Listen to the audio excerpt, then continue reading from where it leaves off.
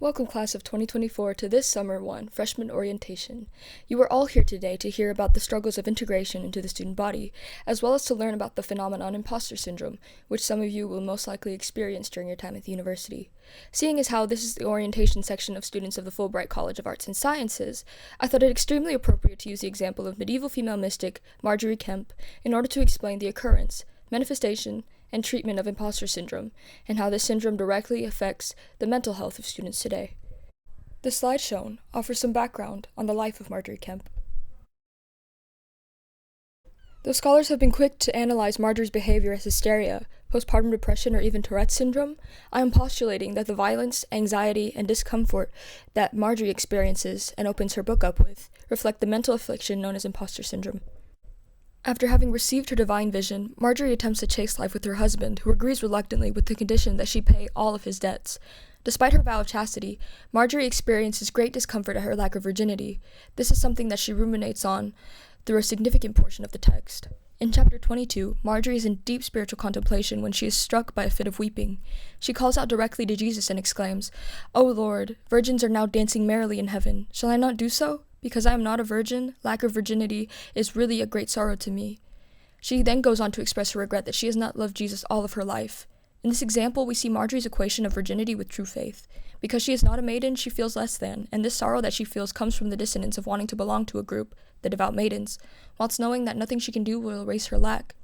Something very interesting about this scene is that Jesus establishes the fact of her uniqueness. She is unique to him in all the world, and in heaven she shall receive a unique grace. Whilst this uniqueness and this feeling of being ostracized from a group is initially a great source of insecurity to Margery, I will build the case that her acceptance of her uniqueness is what allows for the production of her book to be a fully cathartic act, propelling her from mere Marian imitation to a completely novel and distinctive form of devotion, thereby treating her imposter syndrome. In chapter 15, before going to Jerusalem, Jesus appears in a vision to Margery and instructs her to wear white clothes. Margery has reservations about this command, expressing fears that she will be slandered, that others will think she is a hypocrite and mock her. Such fears of being discovered as a supposed hypocrite or fake align with those fears students experience when they are unable to internalize their successes, when they see their accomplishments as a matter of luck or good fortune. Whilst these fears of discovery or exposure largely exist as figments in the minds of those suffering from imposter syndrome, Margery encounters people who openly express their distaste for her in her white clothing. In chapter 52, Margery finds herself in York on pilgrimage. Whilst in the Archbishop's chapel, she is attacked by all sorts of insults, calling her a heretic. When the Archbishop himself enters the chapel, he questions Margery's clothes. He asks if she is a virgin, and when she explains that she is not a virgin but a wife, the Archbishop calls for her to be fettered in shackles because she is a faithless heretic. Margery defends herself by saying that she was no heretic, and there was no way to prove that she was one. After having defended herself, the Archbishop went away and left her standing alone. There is a great sense of loneliness, anger, and dissonance developed in this scene. Wanting to express her spirituality and fulfill the direct wish of Jesus, Margery dons white clothing. When she might expect solidarity from an archbishop, she is in turn attacked using the one insecurity she understands makes her appear as a fraud, her lack of virginity. After this scene, Margery prays to God to assist her against her enemies, and she is so fraught with emotion that her hands shake. She hides them, in the same way that women are expected to remain composed or be deemed hysteric. Even as she experiences these feelings of discomfort, she knows that to express them would be feeding into the gendered stereotype of lack of composure. When hearing her great gift of crying, the Archbishop tests her with the Articles of Our Faith, which she answers instantly without having to think. The clerics were unable to deny her knowledge of religious texts, but still barred her from living with them with the justification that people put great faith in her chatter, and perhaps she will pervert some of them. This admission is gendered in that a male with Margery's wit and ability to respond without thinking would not have been deemed perverse. It is the male hegemonic society which the clerics and archbishop were attempting to protect by barring the voice of a woman. When the archbishop commands that she leave the diocese and stop preaching, she denies his command, and instead cites scripture from Luke 11:27 and Luke 11:28 by memory. Something so significant in this act is that the quote she chooses reinforces the idea of female authority and power through creation. "Blessed is the womb that bore thee, and the paps that gave thee suck." Here, Margery establishes not only her spiritual authority, but her authority as a woman. The Archbishop responds with another quote of scripture, but not without the help of a book in front of him. It's interesting to consider scholar Mary Iller's interpretation of white clothing not only as spiritual virginity, but as spiritual validation as well. This meaning seems to reinforce the idea that in this ideological fight, Margery had won. It's also interesting to consider the arguments that Margery follows the pattern of an imitatio Mariae, as a way to assert her piety through already established and gendered roots for women, to follow the meekness, compassion, and humility of the Virgin. Such is the position of Georgiana Donovan, who asserts that Margery's desire to imitate Mary is so strong that the production of her book represents the virgin fruit of her union with God. In chapter 79 of the book, we see her imitation of Mary in her exercise of effective piety. In another vision of Christ and the Virgin Mary, Margery looks on as an outsider, as the Son blesses the mother and asserts that Mary shall be crowned as Queen of Heaven, as Lady of the whole world, and as Empress of Hell. Mary falls to the ground as she parts from her Son, which allows Margery the character to approach Christ and express her agony that she should have to live in a world without him. In a very dismissive manner, Christ instructs Margery to be quiet and rest with his mother, for she who is his own mother must suffer this sorrow. When Margery obeys and goes to the Virgin on the ground, she attempts to move her, saying, "O blessed Lady, let's go up and follow your blessed Son. How may your heart last, seeing your blissful Son in all this woe? Lady, I cannot stand it, and I'm not his mother." What follows is another dismissal, this time from the Virgin herself. She explains to Margery, "Daughter, you have heard well that it will not be otherwise, and therefore I really must suffer it for my Son's love." In the dismissal from her own model of Marian devotion, Margery is made outsider twice in the same vision. This is significant in the fact that it might be a subconscious manifestation of her emotional state. She feels different from other pious women, that she is not virginal, she has suffered rebukes and rejection from religious officials, and she has had her divine visions invalidated and her insecurities made fun of. This scene is the apex of her feelings of rejection. If she is told by the Mother of God that she is an outsider, how does Margery reconfigure her status in religion? How does Margery recover from her feelings of dissonance?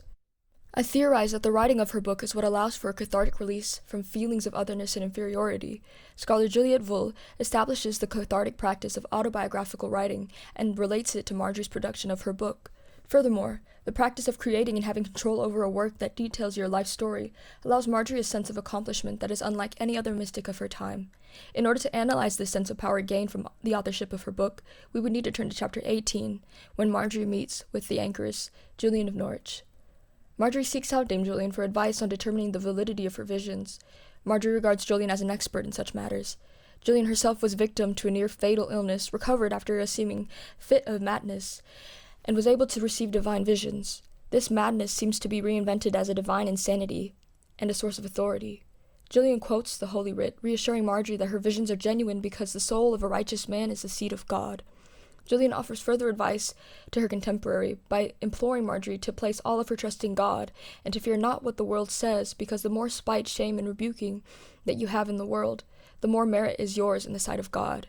Coming from a fellow female author, this advice holds so much weight in that one must assume that Julian speaks from her experience. She understands the rebukes and attacks that come from men who are afraid of women asserting their own ideas. She might understand the feelings of fraud that come from being constantly berated by men in their field. Could it be from Julian that the first seeds of the idea of authorship began to crack open? Chapter 89 shows the beginning of Margery's writing of the book. It was said that as she was occupied with this treatise, a great flaming fire came around her breast, all hot and delicious. The same erotic language previously used to describe Margery's spiritual union with God is used here to describe the production of her book. She envisions that Christ, his mother, and all the saints came to her to express their approval at her book.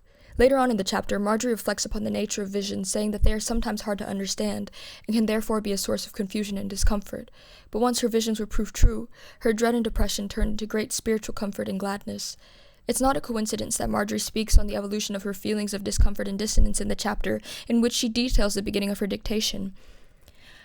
Her relief from feelings of ostracization and othering does not come from her assurance that her visions are truly sent from God.